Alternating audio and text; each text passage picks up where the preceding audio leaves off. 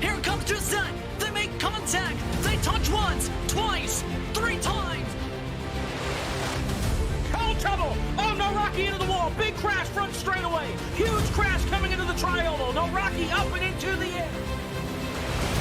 They're beating and banging. Burn on the bottom. Cosman up top. Cosman a pink. No! Briar by 1/1000th of a second. Joseph, no! At the line, Third Horse pulls the win out at the stripe. Oh, he saves it. What's going to happen here? Here comes the canvas. Oh, get your foot in. He got it. He's got it. He's got it. Canvas is going to win.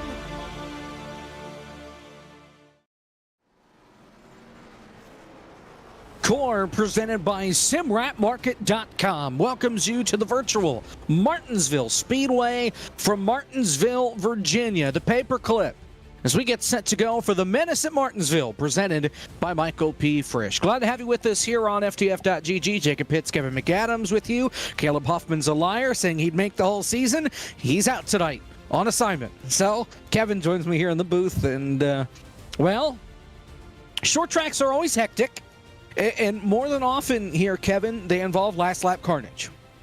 And we saw that last time, we visited Martinsville at the Core, just absolute mayhem on the final laps of both races. And I fully anticipate that being the case here. 18 cautions, that is a Core record. And that was set here at Martinsville. An FTF record, 34 cautions, also at Martinsville here on FTF_GG. So it is an absolute... It's just one of those tracks where, as a sim racer, it is not something that's easy to race with people. It really is, and you got to be really careful. And with these ARCA cars, it's something you got to worry about with this bumper. It's really easy to turn people. We saw that at Daytona, and I think we'll see that again tonight. And yeah, you're right about the cautions. We tied the Core record last year between what was really 2 separate races in 18 cautions. Just combining everything together, that's what got us to 18. We'll go through our starting grid. Our Team Rick Pole Award. Team Rick is the proud sponsor of the Rick Pole Award, given to what would be the lowest driver in point standings at each Core League event. This week, Rusty Walrus, who has made every single race this year and has the least amount of points out of everybody that showed up. Since 2022, Team Rick has awarded less than $0 as part of Core's Pole Reward program. The rest of your grid, scrolling at the bottom of your screen, presented by Ed Soundhead. And this is all set in the inverse of points. So, Rusty Walrus, Corey Vervinkt, they're at the front because they have the least amount of points. Now, there is one exception, Michael Cozy Jr. He's making his debut tonight. On the Season 3 champion. He is lining up at the tail end of the field because he does not have any starts this year. And Justin Champagne, our series leader with 3 wins on the year, he is lining up P26. There you see him back there with Goen, who sits second in the points after the first 3 rounds, 6 races. Each track we go to is... 2 races for the price is 1. So an 80-lapper here, an 80-lapper coming up next. You see the weather. It'll cool down as the sun sets and the moon comes up.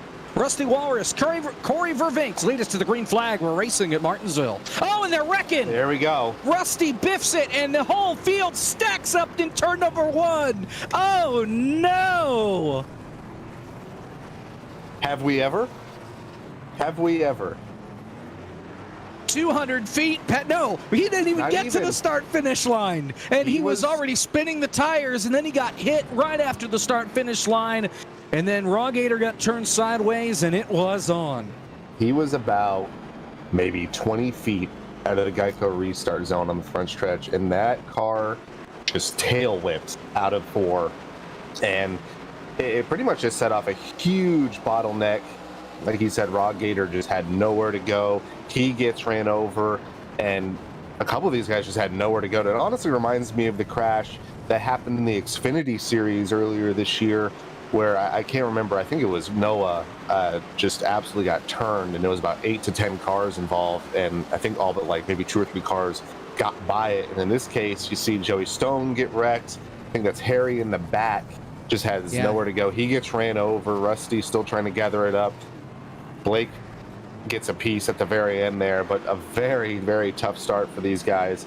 And, you know, that's unfortunate for Rusty. Started on the pole and has nowhere to go now but up, but that is a tough start for him.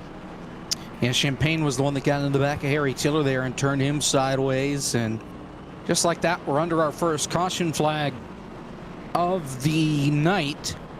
This puts Corey Vervinkt in the lead. Couple of cars on the pit lane. Cisco Scaramuza. Rusty is staying out. It looks like McCandless is on pit road. Case Kallenbach. Rogator. So caution number 1 on lap number 1. That took long. Remember, 80-lap race. And the core record is 18 cautions in a night. If we keep this pace up, we're in trouble, Kevin. Yeah, it's like I said, this obviously, you know, I didn't anticipate something like that happening, but the style of nose, this car does have the newer damage model, so the damage box, you know, the hit box is pretty much the way the car is shaped. And if you get underneath somebody and you lift that rear end up, I could see that happening at least a half a dozen more times to bring out a caution at the very least. And I think it's going to be a problem the whole night. So, I mean, if you're a guy like Michael Cozy, like Blake McCandless, both were very quick in practice, Michael P. Frisch, you're not going to have a lot of time to get to the front. I do not anticipate a lot of green flag racing, at least at first. And I think that's the way this format is. You got guys that are not really normally up front, maybe give a pass to Vargas, but that's the way these can go, and it's going to be a little bit of time before they can get it all together. You saw them choosing there under this caution. If you're on the concrete on the entrance to turn number 3, you're taking the inside. If you're on the asphalt on the outside, you're going to be on the outside. Just a note, by the way, Cisco Scaramuza was supposed to line up in P5. He missed the starting grid, so he started from the pit lane, was able to avoid the crashing because he was on the safety of pit road, and got lucky that he was able to get right back on the lead lap. Vervinkt and now Ryan Vargas lead us down to the restart. Green flag, and we make it at least to turn 1. We'll see how it goes from there. Definitely oh no, David Schildhouse hooked and into the outside wall in turn 1. Not sure who hit him, but we made about 10 times the amount of progress. No caution being thrown yet. David still waiting in turn 1 up against the wall. There goes Joey. Back in. Off the bumper, and now Cosman. There it is. Now the caution's out. Cosman and Cisco making contact. Joey got turned around off the bumper of Landon Huffman, and David Schildhouse was the first one to get turned, and Harry Tiller, the culprit there. We'll get a replay of all of the chaos, and second caution of the night. Quick caution here with Ben Easterday at the helm, so get a quick look here, and I think Harry was just trying to get in line, and everyone stacked up, maybe just trying to be easy, and I think Harry just used his regular braking point to get into the corner, and poor David just had nowhere to go. He just gets hooked. And then the same thing happens to Joey, just trying to get a good exit up the corner, does a 360, keeps going, gets spun by Landon, and this wreck isn't over, Jacob. We got another incident with Cosman. Yeah, and this is really a separate deal here with Cosman. He just kind of comes up the track, seeing the smoke, moves up to try and avoid any potential trouble, and right in the way of Cisco Scaramuza. And, you know, you just talked about that Cisco had to start in the pits and forfeit his 5th place starting position. You could argue that he wouldn't even be back there if it wasn't for that. So it's unfortunate that due to track position, he gets involved in something that really isn't his fault. And I'm sure we'll touch on it a little bit throughout the race each time, but Keenan Kusin and Cisco Scaramuza throwing tribute schemes out for Ken Block, who unfortunately passed away on Monday. So that's a really cool tribute for them to see. Both big fans of rally and motorsports. Yeah, there are a couple different paint schemes in tribute to him. Keenan, Cisco Scaramuza, Ryan Burton, all 3 of them teammates at Team Rick, plus Sean Butler has a scheme that is relatively in tribute to him as well. And you see a little bit different, no yellow. It's the green for the windshield deep machine here tonight. The field will choose here going into turn number 3, get us to 1 to green this time by, and that means we'll get a restart with 12 laps in the book here from Martinsville. 2 early cautions to get the night rolling. Ryan Vargas, currently your race leader. He won the second race that we had here a season ago after there was contact and the field wadded him up off turn 4 coming to the finish line. Vargas snuck through and the tick-tock car won the grandfather clock, went to victory lane. And Vargas looking to get more good luck tonight, and I think as long as he stays up front like this, he'll have it. We've only completed 1 green flag lap out of 12 so far, so maybe we can get some momentum built up here. Pace truck is off, and we'll be going green here shortly. Ryan Vargas, Corey Vervinkt on the front row here for this 3rd restart of the day. Pace truck into the restart zone. Green flag. A little bit of a slower restart there for everybody except for Vargas. He got a great launch. Let's see what happens here going into turn number 1. Everybody good for now. Blake McCandless 3 wide in the back. A lot of nose to tail, but they keep it green through 1 and 2. Dave Wood gets clear. Vervinkt did not have a good restart. Almost stacked up that entire outside line. He will now settle in into 3rd. Battle for 4th. Behind him, here comes Keenan looking low. 3 wide behind him. Someone's in the wall. That is Dale Reynolds. Goes head on into the wall. No caution yet. Ben going to let this play out. But back up front, still battling for 4th. Keenan gets a little bit tight, trying to get that diamond exit. But we're green right now. Yeah, that started with Melillo. He was in the middle 3 wide. Got sideways under braking, washed up the racetrack into the 27. He had 1 shot to save it, couldn't do it, and just hooked it back up into the outside wall. More 3 wide here going into 3.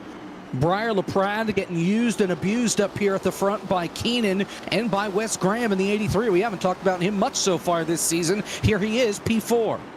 And Briar has been super aggressive in these 2 laps. Took it 3 wide during that skirmish with Dale Reynolds and Justin Melillo. He is now settled in right behind Wes Graham, so he's trying to be as aggressive as he can. He's made his way into the top 5 behind the battle for 6th, and it's going to be a short-lived one. That number 39, that is Chase Cavery. He has made that outside line work to get around Keenan. And another spin in the back, middle of 1 and 2, 2 cars involved. That is Justin Melillo, and that is Cisco Scaramuza in 2 separate accidents, it seemed. Yep. Melillo got spun, and then I think Cisco just had either nowhere to go or he got clipped. He has massive left front suspension damage on that car. So let's go back, if we can, and catch Dale Reynolds first. There you see the damage to Cisco. And we'll start with act number 1. So here they are 3 wide. That's Briar in the bottom, Melillo in the middle, and he locks up, gets sideways, and a hard hit there for Dale. Just couldn't save it. Locked it up, trying to keep it off the outside wall, and instead a hard hit. And now here we are a couple laps later, and it's Sean that gets into Justin there. Justin got on the brakes a little early.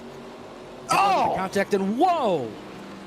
Cisco got hooked. That was not a self-spin. Yeah, he got hit by Schildhouse. Checked up for Cozy, and trouble. That'll kill your left front shock. It's like he tried to save it. I think that's why he was going in so fast, is because he throttled up to get out of the spin. Instead, took a hard slap driver's side to the outside safer barrier. And that's our 3rd caution of the night. I would assume with that big suspension damage on the 85 that he has used his fast repair, he's going to try to get a couple laps back, at least to this 1 with the moon car style wave around. But this has been... We kind of telegraphed it a little bit. This is just such a tough track to race at. It's hard to anticipate, when people are going to break. You're not really racing people that you're used to racing around. Here, it's just a very, very demanding track. You got to be really careful around each other. You got to give and take. And unfortunately, in the sim racing world, not a lot of give. So I hope these guys can figure it out. It's unfortunate that we've had, I'd say, 6 or 7 accidents, even though we've only had 3 cautions. But, I think that's what you get here. It's a tough track to race at. It's a tough track to pass at. So you got a lot of desperation. And I think we'll see that in race 1 and in race 2. And the bumpers on these things don't line up well. Correct. If you get into the back of somebody, you're lifting the rear tires up off the ground. The front end just scoops underneath the back end of these race cars. It's not like the next gens that we're used to, or even the trucks or the Xfinity cars where you can lock bumpers pretty well, or you can at least make contact without completely dumping them. Here in these ARCA cars, it is an art form to get into somebody without wrecking them. And usually the guy in front has to have a lot more skill than the guy in the rear in order to make sure that they all don't wipe out. So restart number 4. 21 laps complete here at the stripe. Vargas and Gabe Wood on the front row for the restart. Another great start for Vargas. Not so much for the rest of the field.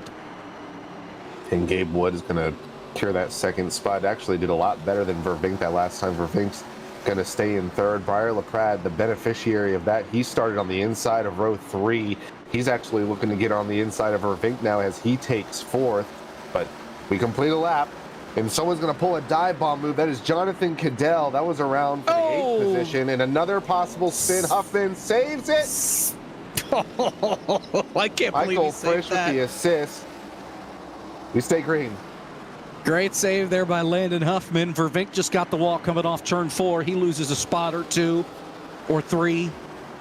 When he keeps it going straight. You talked about Cadell there briefly. Cadell won in his first career Coors start here at Martinsville 2 years ago now. After booting and drive-through up out of the way in the last corner on the last lap. And he right now running in the 6th spot, having a nice little run for himself here. Relatively spotty as far as a core regular, but he's running here tonight. Right on board here with Harry Tiller trying to cut his way through the field.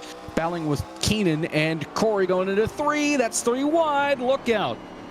We've talked about how... Oh, there he goes. Oh, Harry! Crash. Big smash him up. Caution's out. Vervink nowhere to go. And Keenan apologizes to Harry right away for the contact that sends him around. And that's caution number 4. I was going to mention Quarter him of the way and a there. handful of drivers. Davin up from 16th to 4th. Chase Cabry from 19th to 5th. Cadell 17th to 6th. And Harry was well on his way to going from 24th and made his way into the top 10. And I think Keenan honestly was just trying to do the same thing that Harry was trying to do when he hit Schildhouse, just trying to get in line and maybe a little bit of a checkup that he didn't anticipate. And I feel like we're going to just talk about it like crazy tonight. These bumpers do not line up. And we saw Landon Huffman save it, and Harry could not save it because half of his car was off the ground. So I don't think he didn't do anything wrong. It's just unfortunate. Pits are open, and maybe a half dozen cars stay out. Everybody else headed to the pit lane under this caution. And while we have a moment, let's see if we can talk with the driver of the 69 who was involved in the most recent caution flag. Harry Tiller, what happened? I don't know. It just seemed like Keenan would try to get in, and I think he just missed his breaking point. I did it to David earlier in the race, and it's easy to do around here. You're trying to get all you can, so I don't know. It's just part of it. A lot of chaos here in these first 25 laps. Caution number 4. I know we usually have some crash fests here at Martinsville, but from a driver's standpoint, you know, how sloppy really is it out there? Yeah, well, I want to be mad. I want to be really mad, but I can't because I made the same mistake. So I know how easy it is to do, but yeah, there's just a lot of cars under a blanket, especially when you're doing these reverse grids. It gets a bit antsy, but I'm sure it'll sort itself out. Now you're choosing this time, Harry, so best of luck the rest of the way, and hopefully we'll talk to you toward the end of this deal. Thank you. That's Harry Tiller, driver of the 69, who is currently P24 as the field is choosing. Briar LaPrade, Justin Champagne staying out. They have yet to pit tonight. McCandless, Melillo, Schildhouse, and Goen pitted earlier under an earlier caution. They stayed out as well. Schildhouse kept going well. Not sure what that was about. He hit the... Yeah, he screwed up. He hit the choose? The choose. Yes, sir. Oh. It's not a cone this week. It's a patch in the road. And oh yeah, he drop kicked it. If that was the cone, it'd be halfway down the back straightaway. So Here's LaPrade and Champagne. LaPrade, really strong in the core. And, of course, won last week at Daytona, finished second in the first race. The guy that won that first race, 2 is outside. Justin Champagne, 3 wins on the season. Back to racing on lap 30.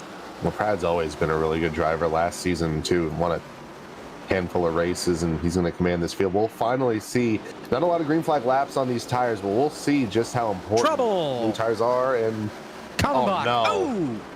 Big crash. Vervinkt is in it. Dale Reynolds, another car around. That's Cisco. I think he just spun to avoid. But Case and Rawgator were the 2 cars going at it through 3 and 4. And it was 2 cars fighting for the same piece of real estate, and it's calamity. I think that's the second car that I've seen turned off of the front end of that 14 Haas Ford of Rawgator. Kallenbach, just nothing he could do. Tried to save it off the side of his car, and we're under caution again. Oh, Reynolds barely could have gotten around that, just not enough time. Gets T-boned there. And Vervinkt, he started up front, and he's now relegated to the back, not only because of the last wreck, but because of this one. And poor Dale, he just got back onto the lead lap under that last caution, and not even a lap later, he's crashed once again. He already has used his fast repair, as have Cisco and Rawgator, as well as Cosman. So 3 out of those 4 involved in this crash, and most of them going to come to pit road here, as well as David Schildhouse, who, as you're right on board there with Dale Reynolds, just nowhere to go, trying to gas up and get through it, and just gets clipped. Get a nice view of Case Kallenbach Racing, though, in the Toyota. Good marketing, yeah. So caution out for the 5th time tonight. We're closing in on the halfway point here in race number 1, rather. And since I didn't do it 2 weeks ago when we signed off the year at Daytona, I want to thank all of our sponsors now here, just in case I forget again at the end of the race. FTF.gg for putting the broadcasts on, helping us out. Cody H Gaming, Swan Security, Naughty Wood at naughtywoodbarbecue.com. That dude named Dale, Gabe Wood, Team Rick, Ed Soundhead, and of course, simwrapmarket.com for sponsoring the entire series for us this year and allowing us to do all these fun things throughout the year and bring it to you live here on twitch.tv/FTF_GG. As the field choosing here will get 1 to green when they hit the stripe. And it seems like not a lot of variation in the choose. Most of the time, you want to pick the bottom to stay down there, but with how these cautions have been coming out, you pretty much just line up where you want to line up, as if, it was a regular restart. So Vargas will be the first on these newer-ish tires. And last time we really couldn't see if it was much of an advantage. Maybe we can find out here. LaPrade's going to be tough. He's going to be really tough to beat. He was in the Coke Series for a reason. But if anyone can hold him off on old tires, it'll be LaPrade. Yeah, he's pretty good. 1 win this year. Last year for Breyer, 4 trips to victory lane. Lanier, CTMP, Homestead, and Melillo. Wilkesboro race number 1. Look out, Melillo's taking the scenic route going into turn number 1. Still 3 wide coming up off the corner. 3x3. No, we're not at Talladega. We're at Martinsville. Down the back stretch, Gabe Wood looking to throw it in under West Graham. Clips the curb, and Melillo's around, and that's going to be a stack up, huge stack up in turn 4. Schildhouse Cisco sends Cisco flying. Caution is out again. Rawgator also involved again. Landon Huffman involved. Yep, he had nowhere to go. That was drive through that got into Melillo and set that whole thing off. Caution number 6 for the 6 cars involved in this one. There you see, bad restart there for Melillo. We got hit by Vargas. That's what sent him wide. And then turn number 3 comes around, and he gets tapped again in the rear. And Easterday already sick and tired of throwing cautions. Just enough. That's all. Just the slightest contact. It is not a lot. It's the margin of error is so small, especially here. Like you mentioned, you do that in next gen, you're You're probably even helping the guy, just give him a little bit of a push down the front stretch. Here, not so much. And then Justin, he had track position, not so much anymore. I'm going to guess that we've had 5 or less green flag laps. It's definitely single digits. Oh, yeah.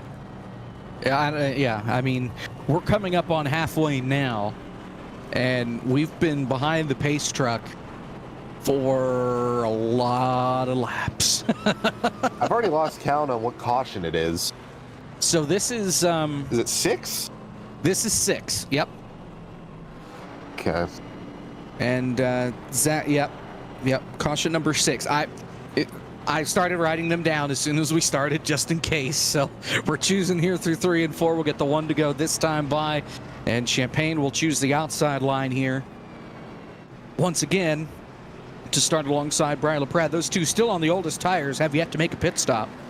And we'll get a restart with 39 laps to go in race number 1. I have not seen it often, but it is possible to have a long green flag run here.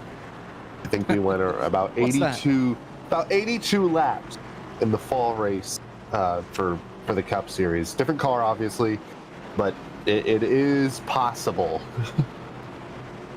And different drivers as well. Different drivers. Well, there's some in here that cross. Yeah, a couple, but...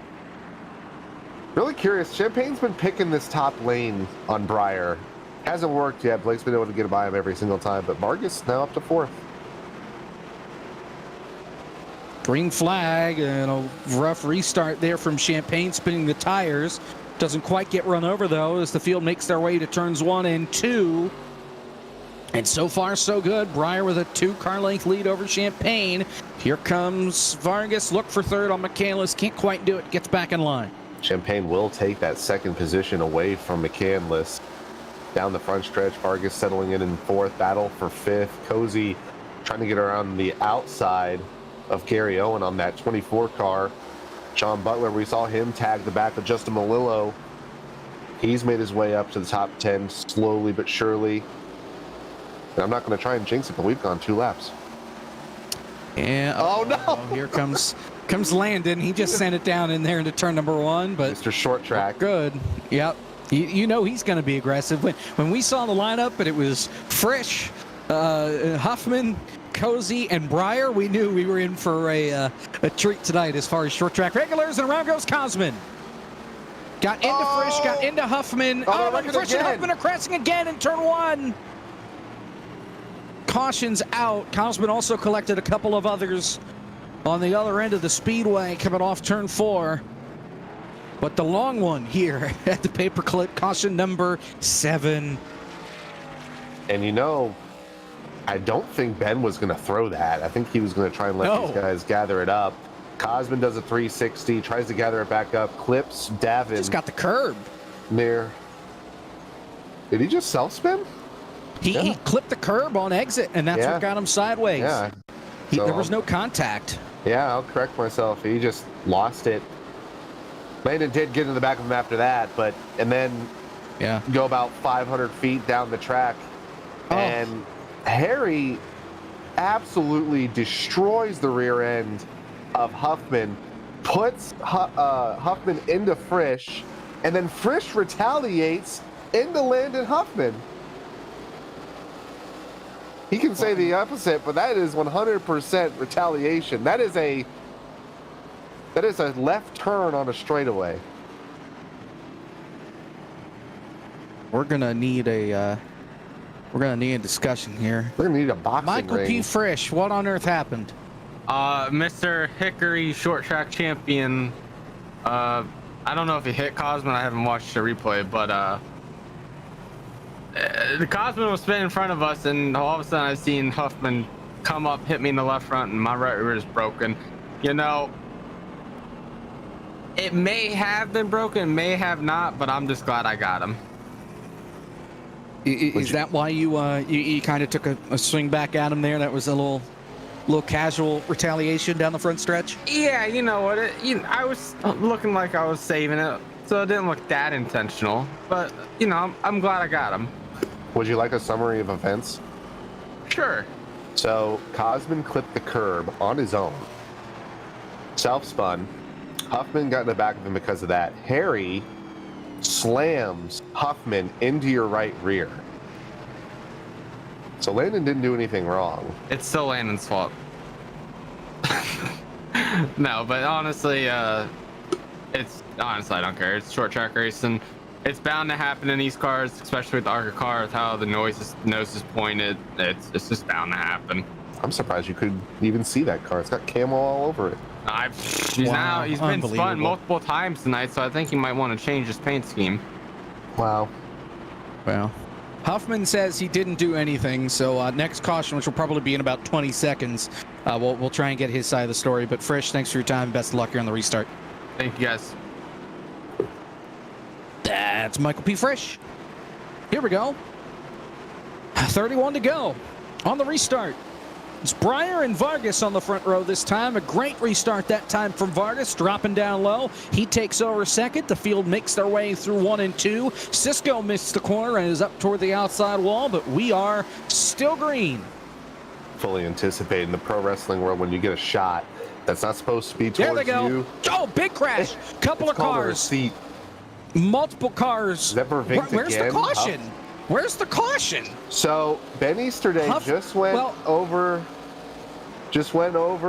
the mic and said, "I'm going to start moon carring it. If it's not a wreck up front, we're going to let it go." It was a big crash. Rawgator, Cisco, they got turned by Cabri. Cisco is crop dusting the field right now. His engine's blown. He's on the back straightaway. Yep. Meanwhile, the field is here in turn 2, coming off the corner. Saw another car spinning. That's Schildhouse around off turn 2. He has to wait for traffic, and he gets hit in the door by Ryan Burton because he couldn't go anywhere. He is still sideways. Field's in turn 1. Caution's out because Schildhouse is perpendicular to the field here in turn 2. Got a dust devil here from David Schildhouse. 3 laps, and it's the 8th caution flag of the night. I think we anticipate, I was trying to mention earlier, in the pro wrestling world, if someone delivers a shot to you and it's not really deserved and you kind of have one coming, it's called a receipt. And even with this last run, I'm pretty sure Frisch wrecked Landon again. I don't think this was Frisch. Corey Vervinkt was in the thick of this here. See that red car? And he just keeps coming down the track. And he hooks him. Frisch never touched him. Frisch was never anywhere close. Vervinkt just got into it because they were beating and banging down the backstretch. And then that spilled over to turn 3. And Huffman's car got turned. Now watch here. Kallenbach, 2 for the price of 1. Yeah, I saw that hit first. And then saw Landon get turned. And then Schildhouse, I don't know if he got any contact. He might have gone around on his own. We'll check that here in a moment. One more of this here. Kind of the same deal that Case did, that Vervinkt did there to Huffman. Just got him in the right rear, and up into traffic he goes. Now, Schildhouse, here he is up on the outside. That thing steps out, and Champagne, little bumper tag. And big damage now for Schildhouse after this. And this is what actually brings out the caution, because you'll start to see he's not going to be able to get this turned around. You will see the leaders in about 2 seconds. There they are. And that's what's going to prompt the yellow, because he is right in the blind spot of these guys coming out of turn 2. So 7 cars involved among 3 accidents that culminated over 2 laps. David Schildhouse, how you doing? I'm just excited that we get to do another 80 laps of this after we're done with this 80 laps. Take us through, okay, you're part of the wreck, which brought out the caution, even though there were 3 other wrecks during that 3-lap stint. I'll take you through it like the front of Champagne's car went through the back of mine. Let's just say that. Yeah, I mean, moon car rules, I think is what Ben said. So, I don't know. It's not going to matter. We can't go more than 5 laps without wrecking. Landon's pissing everybody off. Everyone's pissed off, but everyone's having a great time. That's core, baby. The good news is you only have to go to Wilkesboro yet. That's the only other short track that is on the schedule. So surely there's got to be an in-between, right? There's something between this and speedway racing. There has to be more. Watkins Glen, Old Atlanta to end the season, and then the Radicals at Charlotte for the All-Star here in 2 weeks. I won the All-Star last season. Do you remember that? Yes, I do. Yes, you did win that. Barely I beat Best of remember luck it too. here is we're coming to green, so Thanks. good luck with this restart. It's David Schildhouse. Green flag. It's Breyer and McCandless on the front row this time. Can we make it more than a lap? Oh, well, they're 3 wide. Cosman just about wrecked himself trying to get out of it. That was very, very scary. But we're still Blake green. just got the wall off of 2. Yeah, something must have happened on the restart. A lot of people had black flags. I know they're doing the double file stuff. Oh, but- there goes Graham. Oh, DT just killed Davin. another. Yep. Still green. Oh, my Joey God. Oh, Stone Joey's around. Another car piled in. Rob Ryan Gator Burton piled has into that nowhere to crash. go. They got to get rolling. Fields on the back stretch. Joey still hasn't gone. Here comes Breyer. It's going to be a drag race. What is he doing? Blake McCandless just got shoved, I believe, out of the way from Vargas. He's going to go from second to almost outside the top 10. He's side by side now with Wood. Joey Stone still trying to gather it up. He's right now in front of Vargas. That's going to be the second place car. Cabry looking low. Yeah, What? Joey thought he was. Joey carnage. thought there was going to be a caution, and that's why he was kind of taking his grand old time. But I don't think he quite understood what moon car rules meant. Is big stack man up. cozy? Ay. It's like a 4-car stack up there from 4th on back. Look at that. The next gen paint scheme on the ARCA car, and that's what it looks like. Shout out to the FTF Cup banner on the roof of the car. Not even where the banner is supposed to be, on the roof. Incredible. And we'll take some free advertisement. I'm sure Dalen will too. Hey, it's only 38 days to the Bar Visual FTF 500. That's right. In trouble. Cisco, Gabe Wood. Oh, it's a big one. Landon again. Oh, Schildhouse. I think that's Keenan. It's one of those.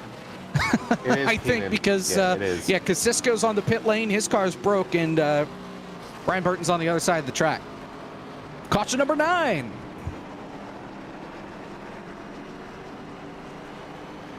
I don't have any words. Take a look at that. Yeah, we'll take a look at that hot mess. I feel like I'm seeing the same wrecks on repeat, just in different places with the same drivers. It's starting to get like that. Take Yeah. a look here. Oh yeah, Cosman just man, Jesus. dumps Gabe. It's a hot dog car. What's wrong with that? Oh, Schildhouse takes Keenan to the face. And oh man. Well, the clown reel is going to be long tonight. It has not been a good night for Team Rick.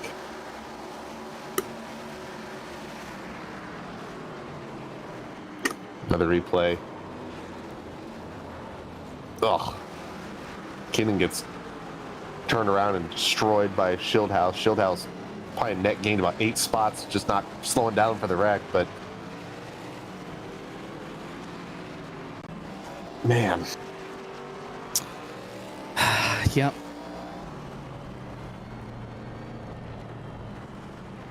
So the caution's out once again. If there's anyone out there keeping track of green flag laps, let us know.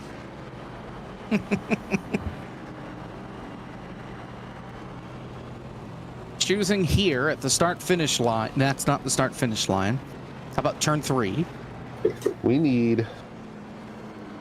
Back in the old bottom split days, we used to play the Jackass theme song. I feel like that would be very appropriate for every restart.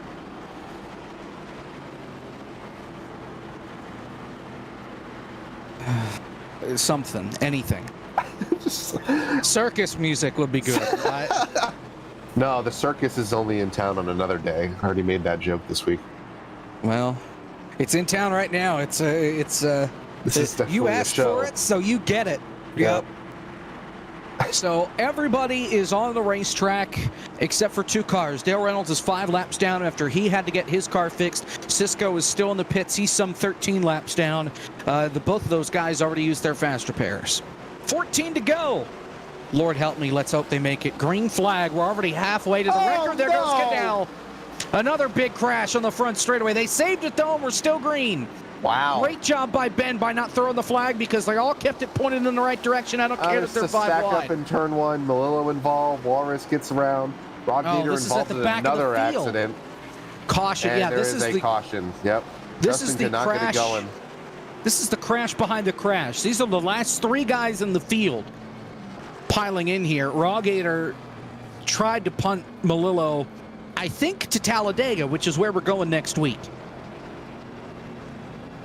Caution number 10. You know, Ben's trying to get these guys to get back going after these wrecks, you know, to their own detriment. So we'll get the full view of this whole wreck, but you'll see Justin just starts doing a burnout, and you know, it got him the caution because it definitely hurts him to keep this green. But what a save up front. And then Rawgator, I didn't see the full thing, but I think Rawgator just runs over Justin from about 200 feet behind. Oh yeah, he gets killed. Brake pedal's the one in the middle. Yeah, the one on the left is in fact the clutch. Yikes. For most people. He obliterates him. On board. That's the suspension cam. And after this race, some drivers should be suspended. Actually, I don't think that was the suspension cam. I think that was the almost suspension cam. But It was the right rear exhaust cam. yeah, so caution number 10. Remember, the record is 18 cautions. And we're more than halfway there. We're not halfway through this race. There's the that's the cam to look back at the driver. That's on top of the car. There's the suspension cam. There it is. We found it. Now, Zach, write that down so you remember to show that every week. That is in fact a General Tire. Yep. We're going to keep zooming it. There you see. I wish we had the telestrator or something so Kevin could take you through how some of that crap actually works. Does stuff. got some moving pieces. If it's bent, that's probably a bad thing. As now Zach is choking on air in our ears. I think somebody got the choose zone. Yeah, Cadell. Or no, I think he's sent to the back because of the caution. Either way, he'll be at the back. It's Breyer, then Chase Cabry, still looking for his first win here in the core. Then Sean Butler, also looking for his first win. Vargas looking to go back-to-back here at the paperclip. Cozy, always good at the short tracks. Then Fresh, Tiller, McCandless, Huffman, and Justin Champagne. Fields in 3 and 4. 9 laps to go, and we also have 3 attempts at a green-white checker, just in case you thought we didn't see enough pacing tonight in race 1. Green flag. Oh boy, Sean. Holding my breath. Well, they made it through. They're getting really good at turn 1 on restarts. The problem is the rest of the lap. Sean Butler now up to 3rd. Chase Cabry has now made his way up to 2nd. Going to try and give someone. Breyer has been up here ever since he stayed out. I think it was around lap 25. And we're staying green. 8 laps to go here in race 1. Top 5 now single file. Top 7 now single file. McCandless stuck on that top line. Him and Harry make a little bit of contact out of 4. Here comes Huffman and Champagne around him. That started with Huffman. No, that started with Tiller getting in the back of Fresh, and then he washed up the racetrack into McCandless. So he bounced off not 1 but 2 different teammates there. It's a stack up. McCandless on back. Schildhouse trying to claw his way back to a top 10. Cosman in there. Gary Owen.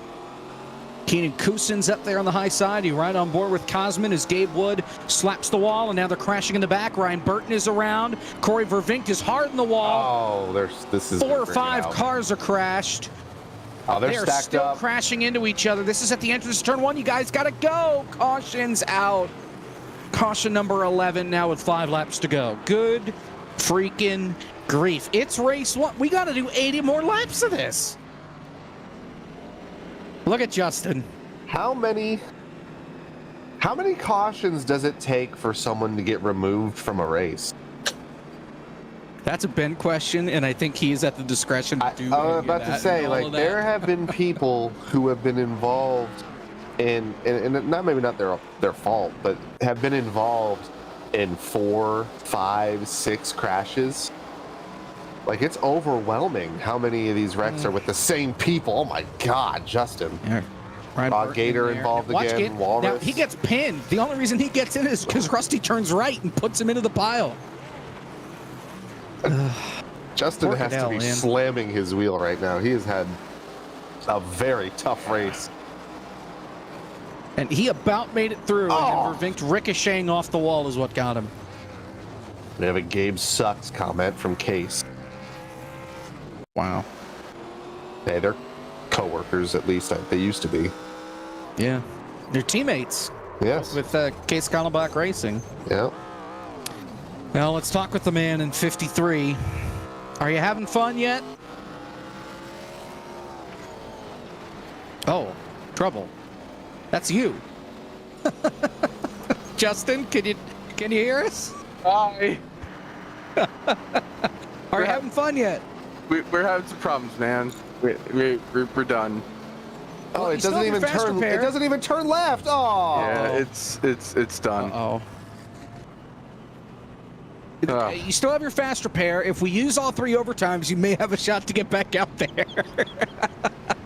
That was. I hate to say it, but That was just a rough time. That was. I just felt like I was in everybody's way tonight, and these short tracks are not my thing.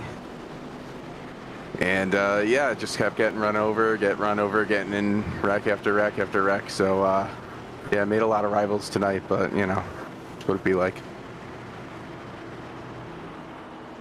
the good news is we get to do one more of these here. 80 more laps. Now, take us through what's on the, quickly, what's on the Tim Russert big board there behind you?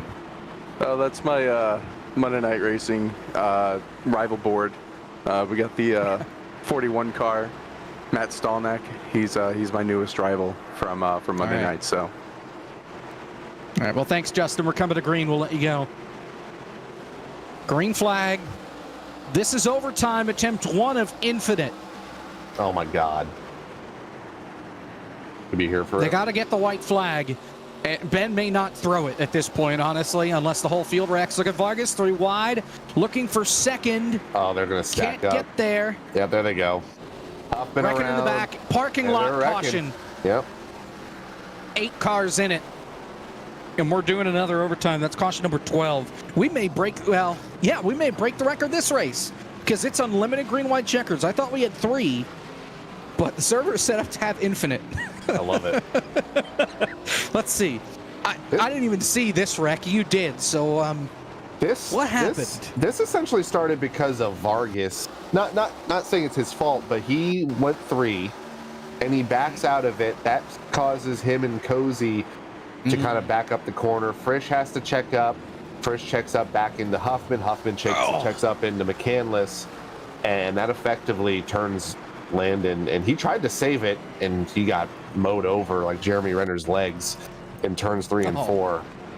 But that is a tough scene in 3 and 4. I'm surprised Ben threw that because I know, Yeah. at least in leagues when green white checkers start to become an issue, that point of no return starts to become something you think you start to consider.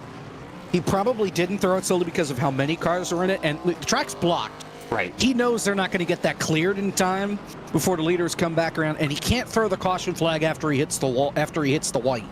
So he had to throw it there just in case they couldn't get it cleared. Before I get skip Baylist, I apologize to all fans of Jeremy Renner.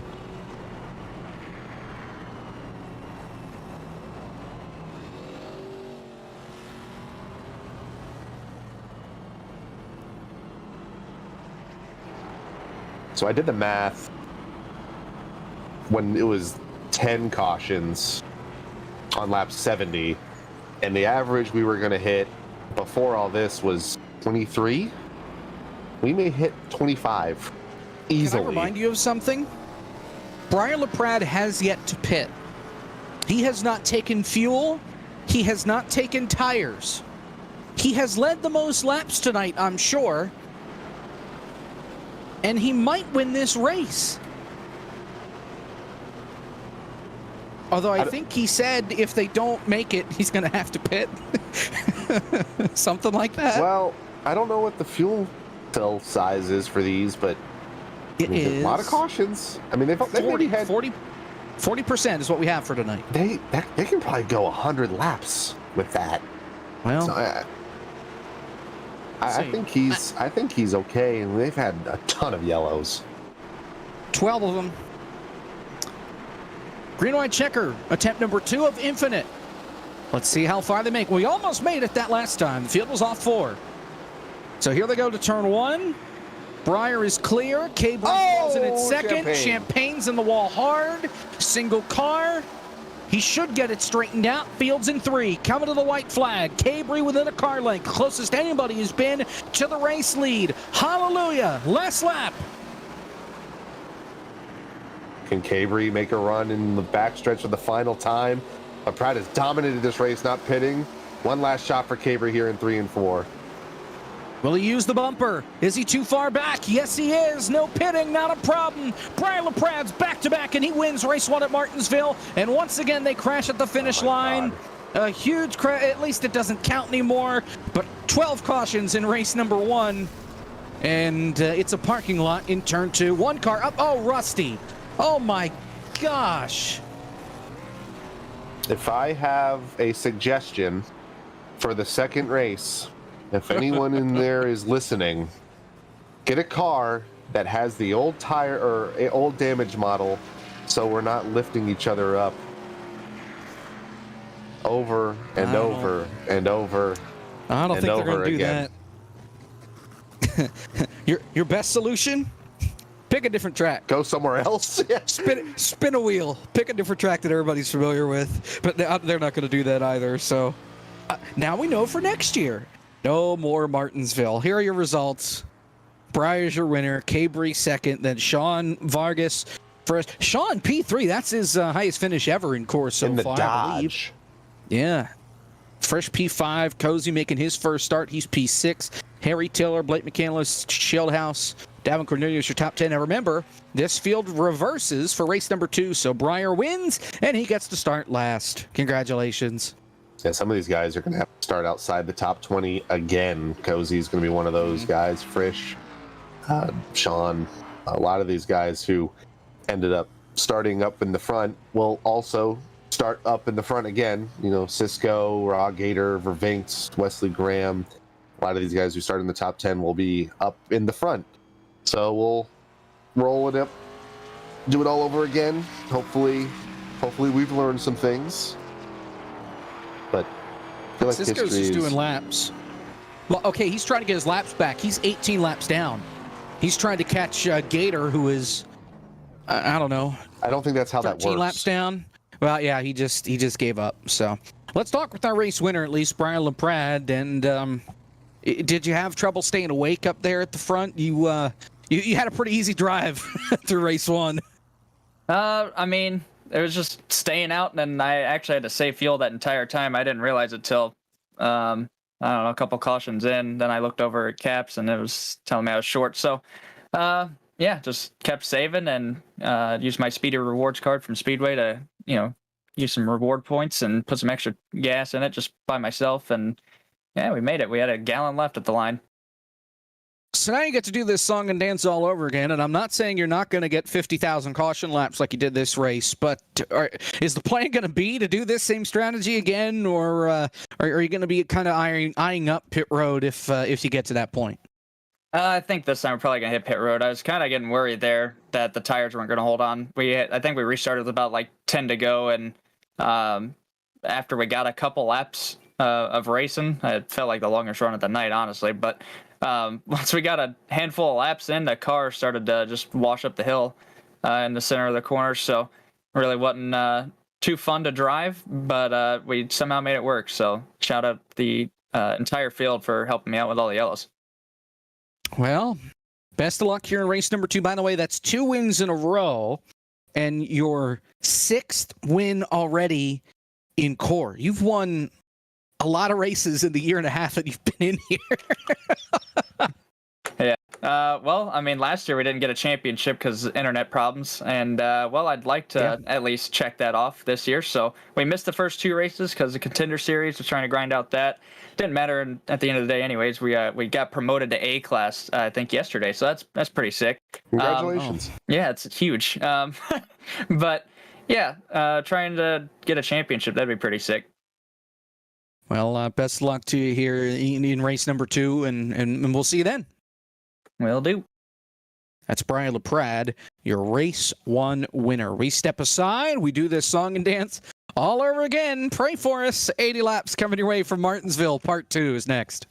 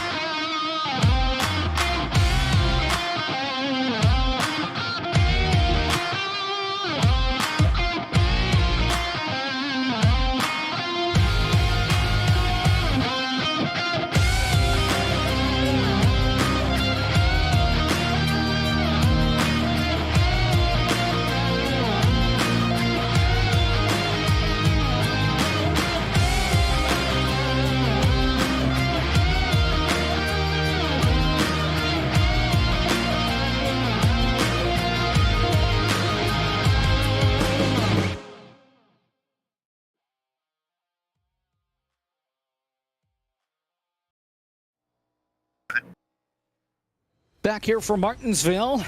Race number 1 is done. 12 cautions later. Brian LaPrade, your winner. Chase Cabry, though, finished second. He's with Kevin. Chase, you, I think you were along the rest of the field where you just kind of were playing survival. Did you think at the end that you could have done anything differently to get to Vargas there at the end? Uh-oh, did he step away from his computer? I'm going to go with technical difficulties in the Cabry camp.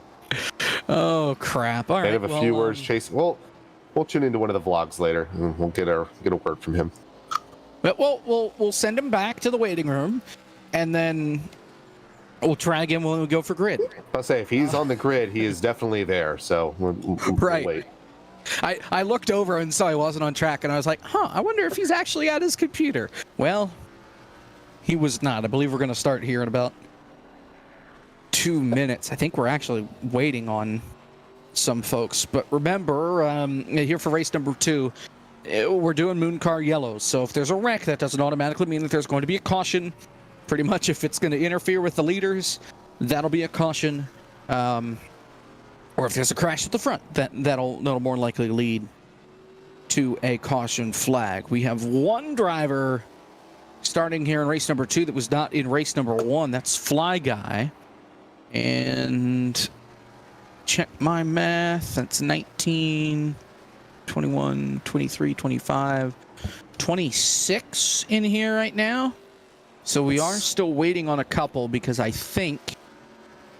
They had 27 last race. Right, and we gained a driver. Right, so it should be at 28. Yeah. Ben Easterday, I think giving the crowd a little bit of a stern talking to for race 2. You know, we're all supposed to be having fun here, but a lot of guys do take this, very seriously, as they should. And I think he's letting everyone know that, it may be rock'em sock'em robots right now, and a lot of contact, a lot of wrecking, but let's calm it down for race 2 and have ourselves a race.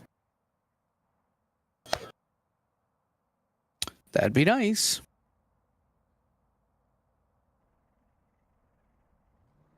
Okay. We are gridding here from Martinsville. So I think we're pretty much all set to go here.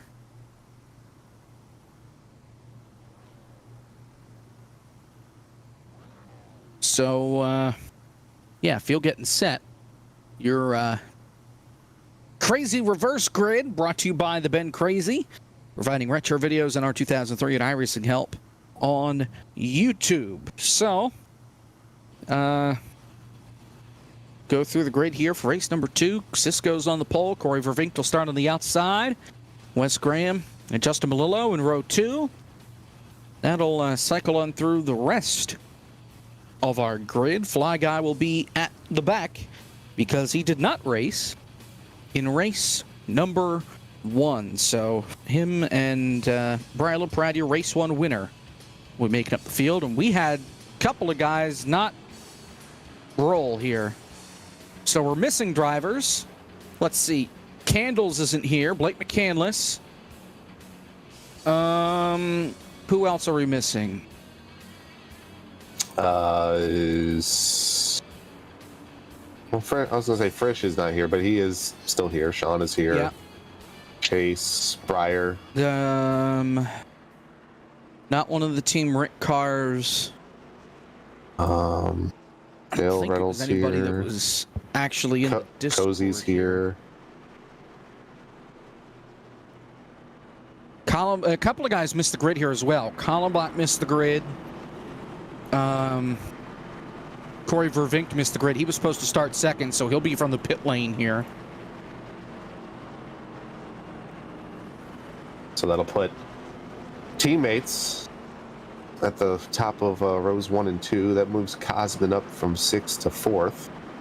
Sure, he'll be happy to take the extra free spots. The other MIA driver is...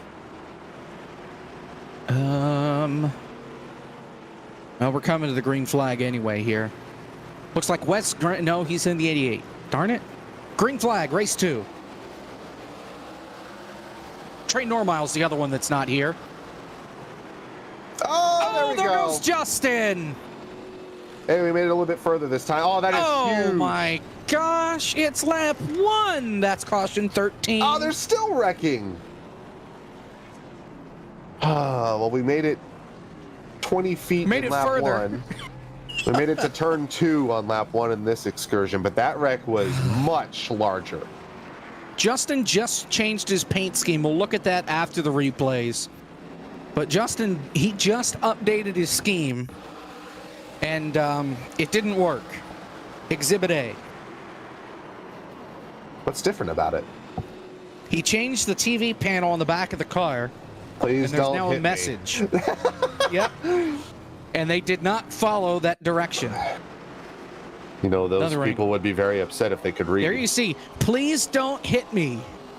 And Wes Graham, maybe he couldn't see it from where he was at. Boom. Oh, He it almost goes rammed on upside top down. of him. Yeah. Great job by Cosman to get through all that mess. Probably using the eyeglass to his advantage there. See what happened behind them. This wreck. Oh, I Rusty mean, gets turned by Dale. He saved guys- it, though. Harry gets turned by Frisch, and I think Cozy. These guys were 3 wide back here. Cozy tries to go in between Shieldhouse and Vargas. They were 4 wide, almost. Shoot, they were almost 5 wide. You can't do that here at Martinsville. Although It's lap 1. we never saw what Ross Chastain did in the fall, so maybe you can do that, but didn't work there. And we are under caution, and we have Cisco Scaramuza joins the program. Your race leader. How about it? Yeah. It's Sick of great. us already? Huh? What was that? I said sick of us already? Yeah, no, it's just ongoing, continuing to get better, but yeah, it won't last. It was nice seeing you guys giving the paint scheme some love, but yeah, I know I'm not going to be up here for very long. I just hope that it's like of my own volition and I don't get yeeted out of the lead, but we'll see. What did you learn from race 1? I know you didn't. Oh, okay. Thanks. That's okay. Incredible. All right. So, Cisco here, you didn't get to run all of race 1 because your car got wrecked. You got back out there at the very end of the race, some 20 laps down. What did you take away from race number 1? A lot of carnage back there where you were at.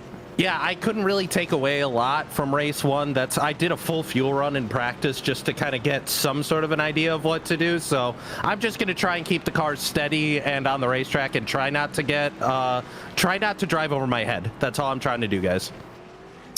All right. Well, best of luck, and hopefully you can put that car in a good place here. Best of luck. All right. Take care, guys. That's Cisco Scaramuza, Team Rick driver, sitting right now as your race leader. We'll have 6 laps complete when we get the green flag after caution number 13 in total, caution number 1 on race 2. Cisco and Justin Champagne lead us to the green flag.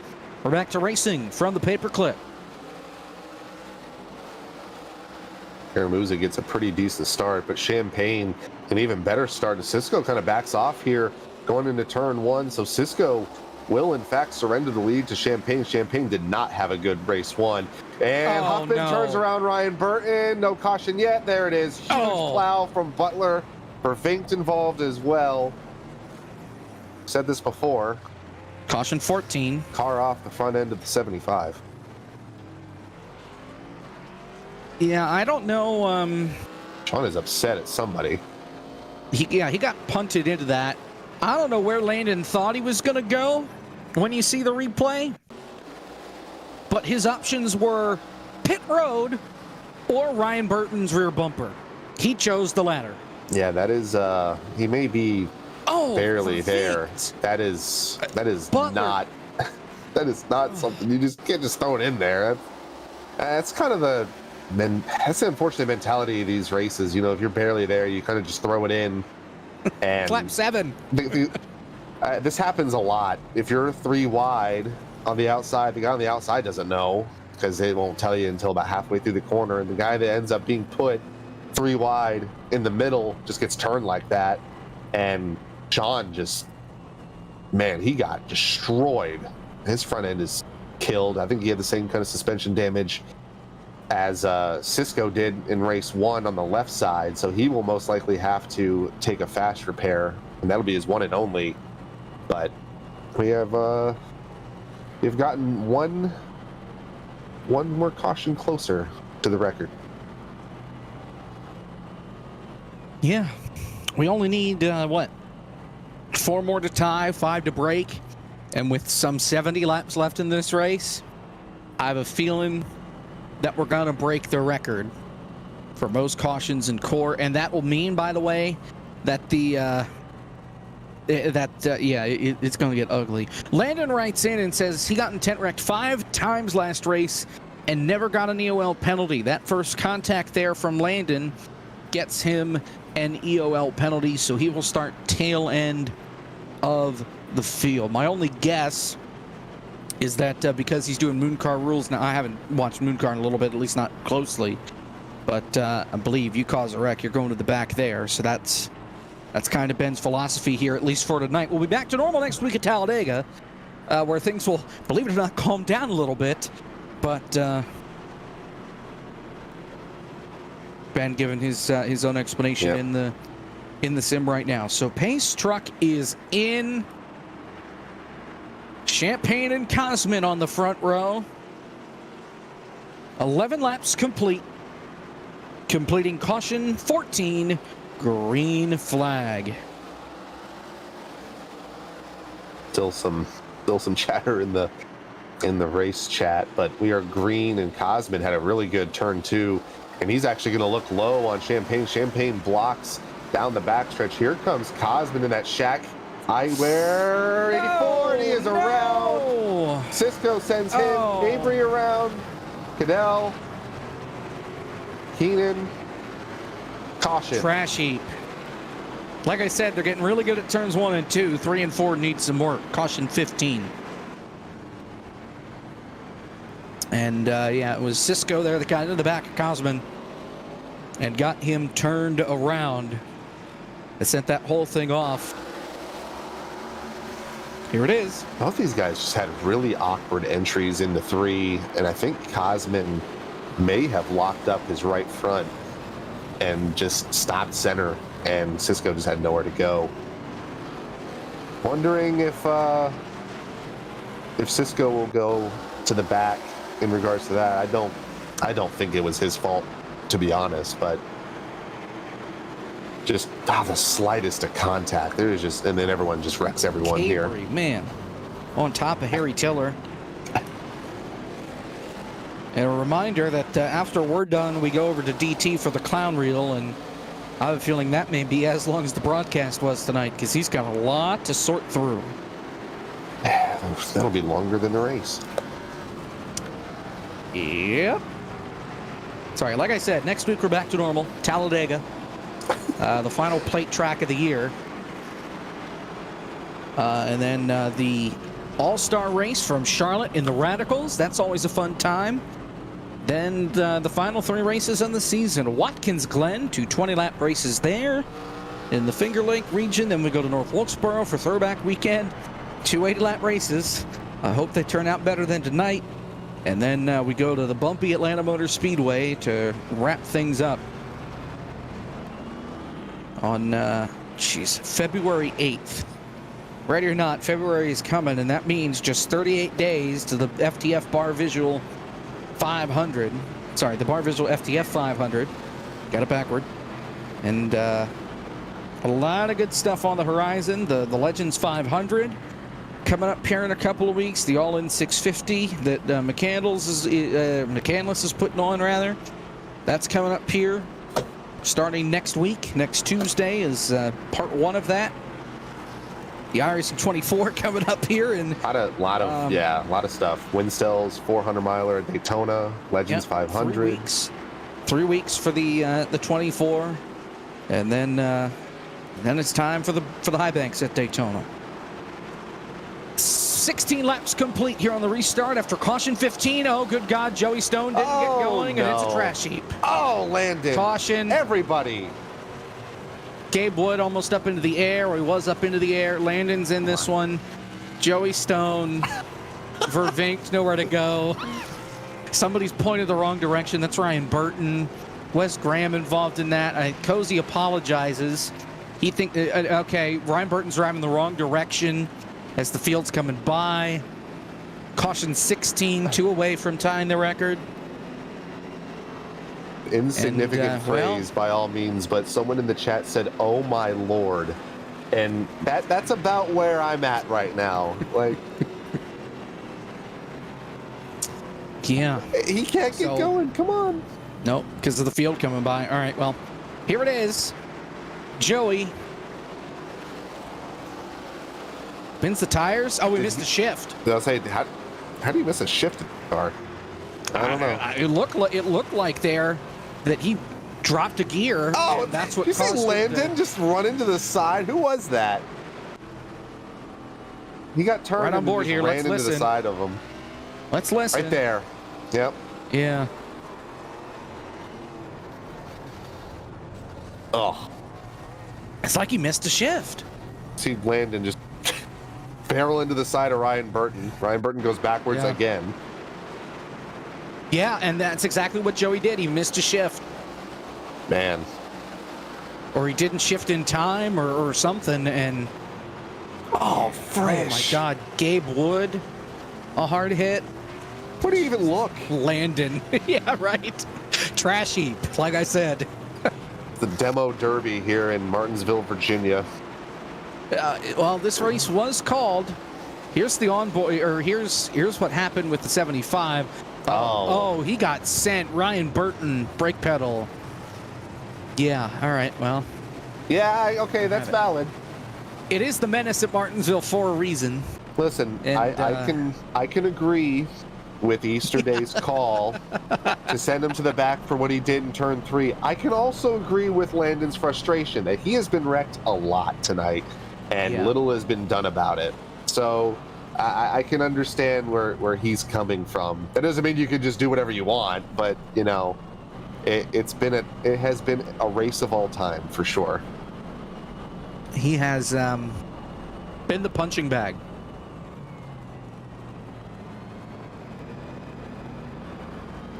He is not a punching bag. He is a dead horse because they are beating him to death.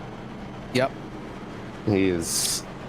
I mean, there's been guys who've been involved in other wrecks of their own volition. He is not one of them. He has been involved in a lot of stuff that he has not been the cause. So everybody is still running and still on the lead lap.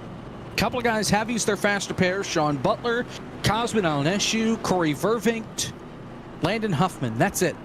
Everybody else still has their fast repairs in their back pocket. It's Champagne, Cabry, Cozy, Schildhouse, Tiller, Vargas, Arrow, Sean Butler, Dale Reynolds, Brian LaPrade. Your top 10 here.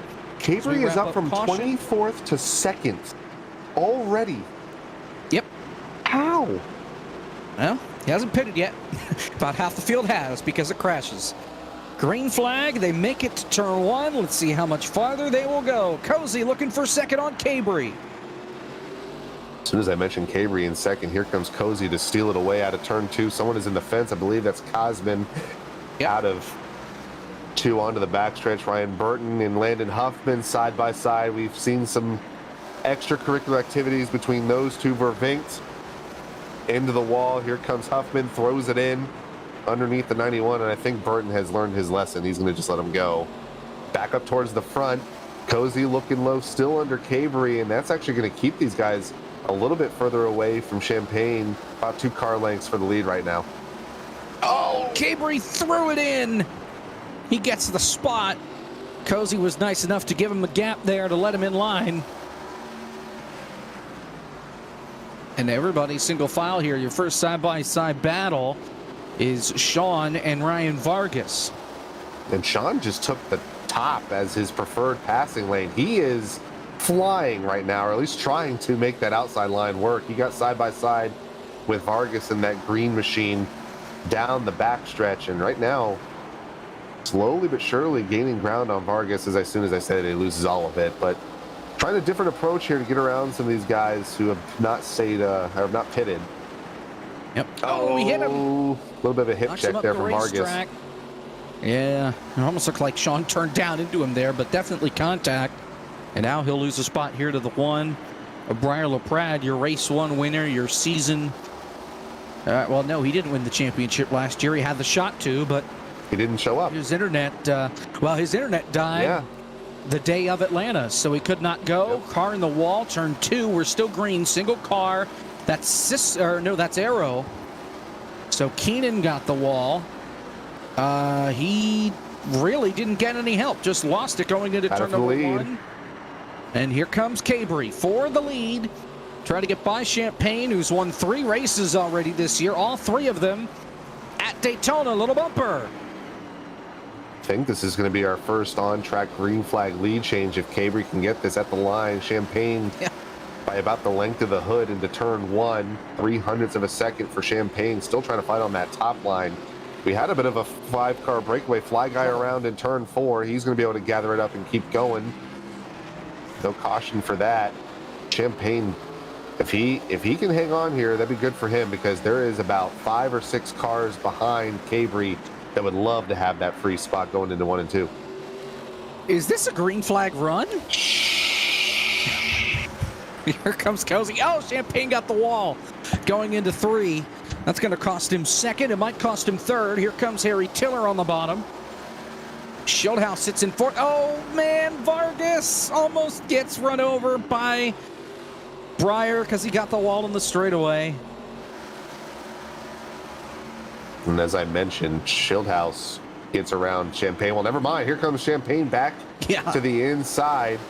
Champagne fell all the way back to what would be 4th, and now he's looking to get back. Oh, there goes Vargas. Oh, Turned by Sean, they saved it. Great save. We're good. Oh no. Oh, come on. Into Gabe Wood. Caution. Disgusting. Sean is... Caution 17. Sean is not going to be happy with that. Hashtag sorry, Sean. Gabe Wood, nowhere to go. And it started with Champagne. Oh, no. Really, it started with Briar. Got on the brakes a little too much, and it just stacked the inside line up. Oh, man. And then they saved it, and then Cadell comes in and chrome horn. Well, he did mention, and I can kind of see where he's coming from. He tries to slow up for it. He does slow up for it. And I think if he slows up for this, Gary Owen is going to send him into the bleachers in turn 2. Not making any excuses for him in the sense of why he ran him over, but Gary was not giving him any room to slow down. Gabe Wood just the unfortunate bystander in that. And you said that's a hot dog? Is that a hot dog on the car? Yes. Okay. Because of the Martinsville hot dog, it's a hot dog mobile tonight. Yep. Because you see, that's the carton that it would be in there along the side. Yeah. Hot dog on the hood and on the back. Yep. I have angered dozens of people, my opinion on the Martinsville hot dog. I've had it. It's good. It's solid. I mean, especially for the price. It's a good time. I agree with Code Red. That is not what a Martinsville hot dog looks like. It is like beet red. It is very pink. Oh, yeah. It is like nuclear. Yes. Yeah. And, you know, maybe it's just because of like perception. Because I saw that, I was like, I wonder if this is going to be like spicy. And it was not. It is. And like I said, I have angered many people with this. It is not that great.